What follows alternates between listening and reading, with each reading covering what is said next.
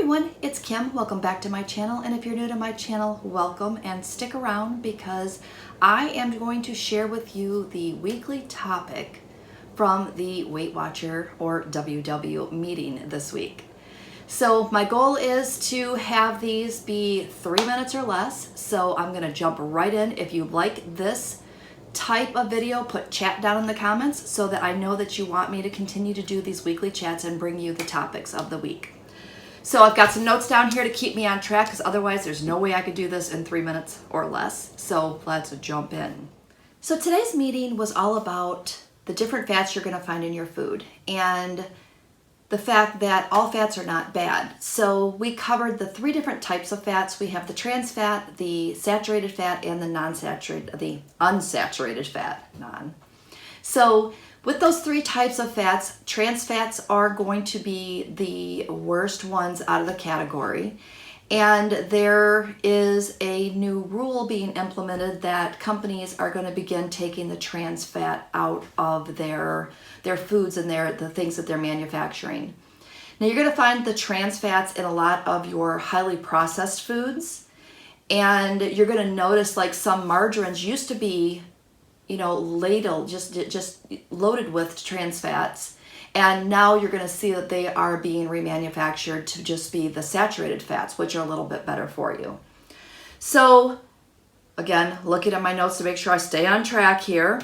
If you were around in the 90s, there was the fat-free fad, and we were all jumping on that bandwagon. And it stuck around for quite a while, and now we're just trying to let you know that all fat is not bad for you. The good fats are the unsaturated. You can have some of the saturated fats in your diet, but if you could swap those out for unsaturated, it's so much better for you. All right, so what does that mean, Kim? What does that mean? And that's always a really good question. And I'm trying to paraphrase because in the meetings, you're going to get a half-hour discussion and a Q&A on things like this, and trying to condense it into 3 minutes is a little tough, a little tougher than I thought it would be for this topic. So if we're looking at the trans fats, I'm not sure if I said this, but this is going to raise your bad cholesterol and lower your good cholesterol. And your bad cholesterol would be your LDLs and your good cholesterol would be your HDLs. And with that said, you want to try to just stay away from those trans fats. Where you're going to find trans fats is in some of your baked goods, some of your buttercream frostings, some of your cakes, cookies, and some of your deep fried foods. A surprising thing for me was the fact that you could also find it in canned biscuits and in cinnamon rolls. So some of your refrigerated doughs will have it in there too. So that was kind of interesting to me. Now, if you are looking for examples of saturated fats, I'm just trying to, like I said, flip through my notes here. Your saturated fats you're going to find in like beef and pork, 2% milk, butter. Some margarines now have already started to flip the switch from trans to saturated. And your coconut and palm oils.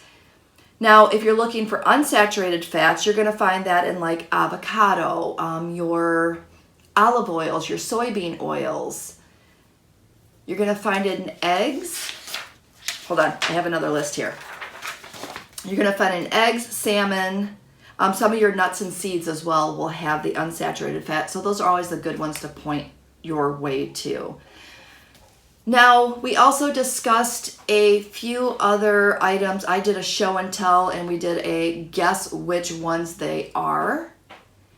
And I brought in some coconut oil, and there was some discussion on whether or not that should be trans or saturated, but most of the people said saturated, which is that is what that one is. And then we brought in a frosting, and it was one of the whipped frostings, and based on the guidelines, that one could have fell in either trans or saturated, and that one actually fell into the saturated. So check your labels.